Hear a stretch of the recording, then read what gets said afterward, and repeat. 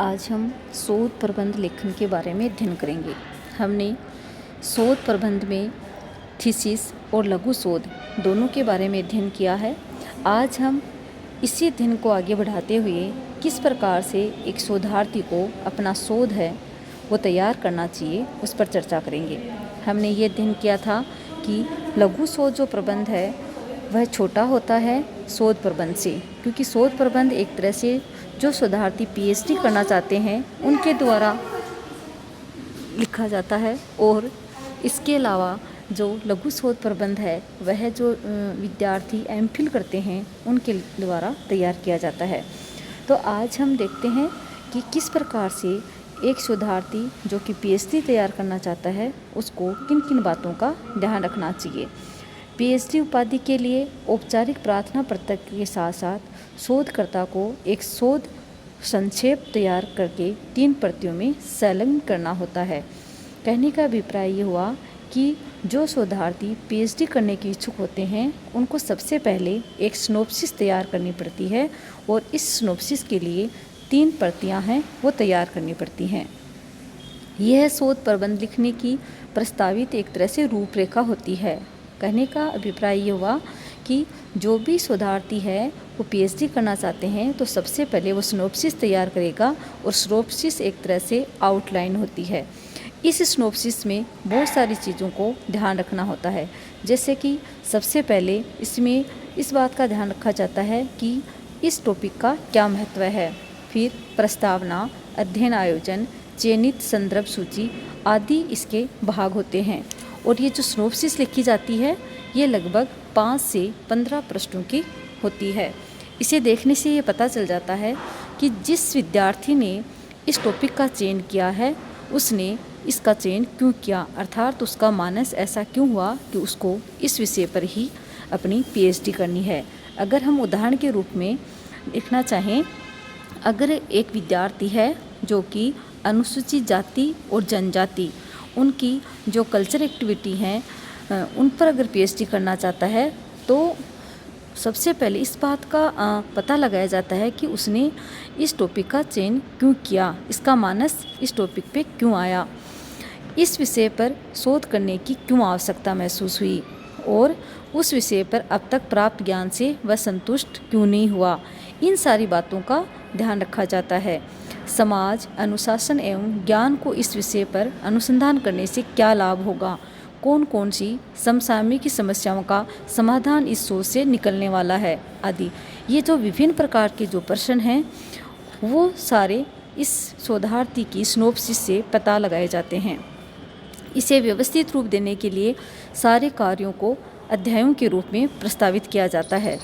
इनका विवेचन विस्तार पूर्वक किया जाता है, किंतु इन जो अध्याय हैं उनकी एक तरह से आउटलाइनिंग ही तैयार की जाती है इस सिनॉप्सिस में।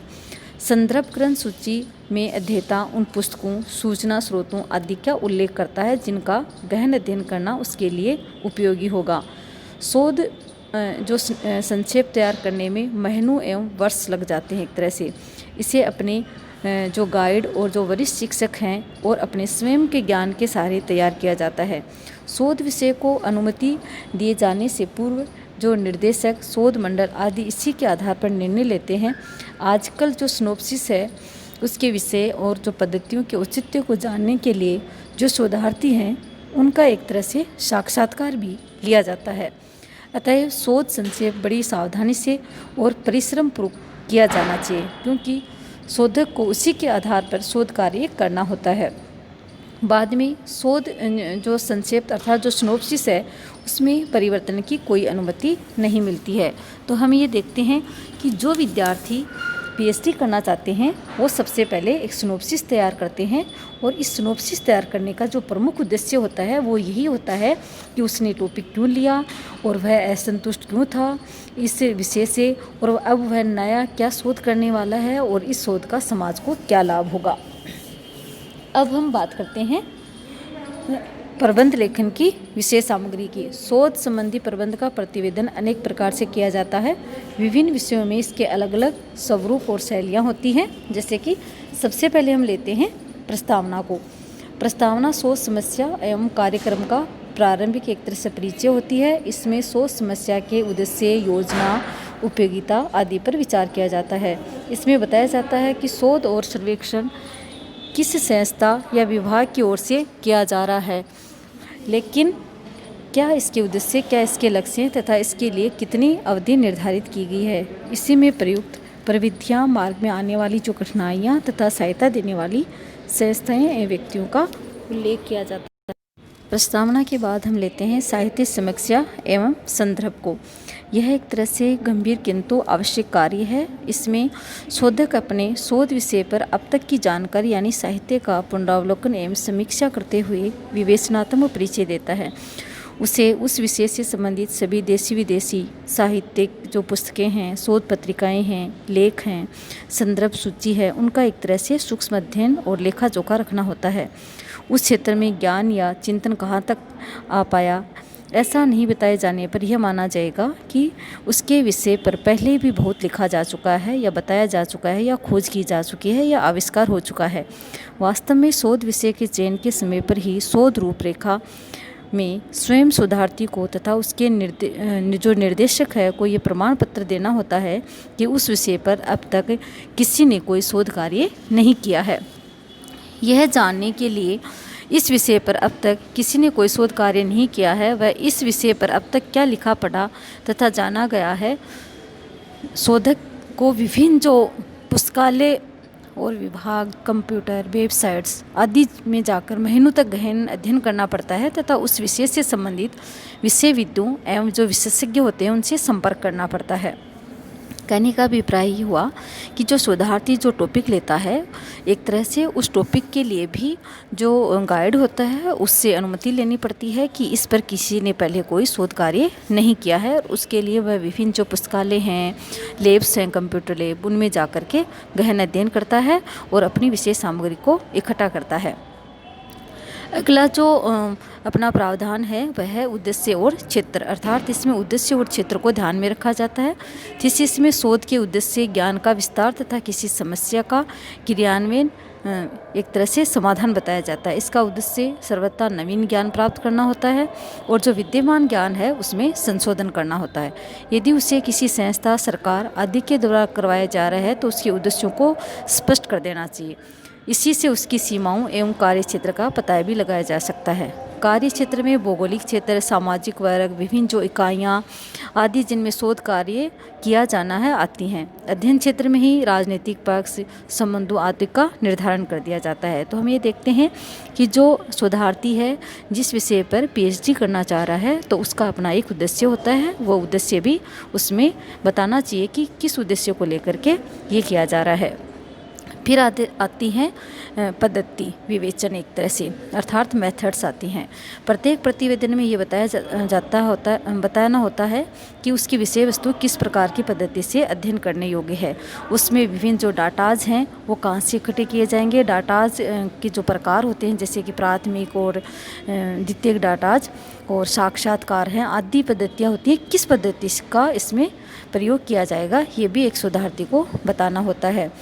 और यदि उसकी सामग्री गणनात्मक है तो मापन जो प्रविधियाँ एवं जो प्रमाणक हैं उनका भी वर्णन किया जाना जरूरी होता है। यदि शोध कार्य या सर्वेक्षण में एक से अधिक व्यक्तियों का सहयोग लिया जाता है तो शोध संगठन का विवेचन करना भी आवश्यक होता है। इसके पश्चात आता है मुख्य भाग, प्रकरण विभाजन और विश्लेषण और उसकी व्याख्या। शोध कार्य को खंडों और जो विभिन्न चैप्टर्स हैं उनमें बांट दिया जाता है और एक तरह से को प्रारंभ, मध्यम और समापन बताया जाता है। प्रारंभिक जो अध्याय में तथ्यों का इकट्ठा करना, योजना निर्माण आदि से संबंधित होते हैं और जो मध्य भाग होता है उसमें वर्गीकरण, सारणी, विश्लेषण तथा क्षेत्र कार्य से संबंधित होता है और अंतिम जो भाग होता है उसमें व्याख्या की जाती है और निष्कर्ष निकाले जाते हैं और आवश्यकता पड़ने पर विभिन्न जो सारणी हैं, मानचित्र हैं, रेखा चित्र हैं वो भी तैयार किए जाते हैं। तो हम ये देखते हैं कि जो शोधार्थी है जिस टॉपिक पर वह पीएचडी करना चाह रहा है तो सबसे पहले उस पीएचडी का संपूर्ण जो अध्याय हैं उनको वह 3 भागों में बांटेगा, प्रथम, मध्यम और अंतिम भाग।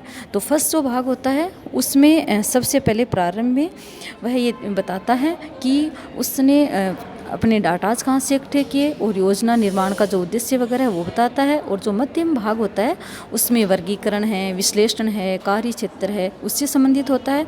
और अंतिम जो भाग होता है उसमें एक तरह से व्याख्या और निष्कर्ष निकाला जाता है। फिर आते हैं सुझाव और समाधान। अनेक जो शोधक हैं वो सुझाव एवं समाधान देने को वैज्ञानिक प्रतिवेदन का एक आवश्यक अंग नहीं मानते, लेकिन इसके पश्चात भी जब शोध किसी संस्था की ओर से किए जाते हैं तथा उनमें कोई न कोई समस्या अवश्य होती है तो उस समय शोधार्थी के लिए अपने सुझाव और समाधान देने आवश्यक हो जाते हैं। उसमें ये बताया जाता है कि किस प्रकार से उपाय करने से स्थिति में सुधार हो सकता है। तो एक तरह से सुझाव और समाधान देने जरूरी होते हैं। अगर हम बात करें प्रशासनिक सुधार आयोग की 1986 ने समस्त भारतीय प्रशासन का अध्ययन करके सुधार हेतु जो सिफारिशें थी वो भारत सरकार को दी थी। तो सुझाव और समाधान भी देने होते हैं। अंतिम जो प्रोसेस होती है वो होती है संलग्न पत्र। तो प्राय प्रतिवेदन के मूल भाग से संबंध रखने वाली सूचियाँ, प्रलेख, प्रश्नावलियाँ, चार्ट, विवरण आदि अलग से अंत में रखे जाते हैं। एक तरह से संदर्भगत सूची को सारणी आदि से पृथक रखा जाता है, अर्थात बिब्लियोग्राफी एक उपयोगी और अच्छी रिपोर्ट या थीसिस विषय से संबंधित मौलिक ज्ञान प्रदान करती है। उसमें वैज्ञानिक के साथ ही साथ जन समुदाय का भी पूरा ध्यान रखा जाता है। देखने में वह सुंदर होनी चाहिए, स्वस्थ होनी चाहिए, आकर्षक होनी चाहिए और ठीक आकार की भी होनी चाहिए। उसमें सभी तथ्यों के आधार पर निष्कर्षों को रखा जाना चाहिए। प्रविधियों एवं कठिनाइयों का इतना विस्तारपूर्वक उल्लेख होना चाहिए कि कोई भी शोधक उसका सहारा लेकर दोबारा जांच कर सके। प्रत्येक वैज्ञानिक प्रतिवेदन नवीन जो अवधारणाएं हैं एवं सिद्धांतों का निर्माण करने के लिए प्रयत्नशील रहता है। इस प्रकार हमने देखा कि जो भी शोधार्थी हैं जब भी वह पीएचडी करना चाह रहे हों या एमफिल करना चाह रहे हों तो उसमें बहुत सारी चीज़ों का ध्यान रखना होता है। सबसे पहले पीएचडी के लिए एक सिनॉप्सिस तैयार करनी होती है और सिनॉप्सिस के भी 3 भाग होते हैं। सिनॉप्सिस में बहुत सारी चीज़ों का ध्यान रखना होता है, जैसे कि उसका क्या महत्व है, उसकी प्रस्तावना है, अध्ययन आयोजन अर्थात चैप्टर कितने चैप्टर्स तैयार किए जाएंगे इसके लिए, और जो संदर्भ ग्रंथ सूची है उसको भी तैयार किया जाता है। सिनॉप्सिस एक तरह से पीएचडी की एक आउटलाइन होती है और ये शॉर्ट होती है, 5 से 15 पृष्ठों की होती है। उसके पश्चात ही सिनॉप्सिस के आधार पर ही आगे पीएचडी का काम किया जाता है। धन्यवाद।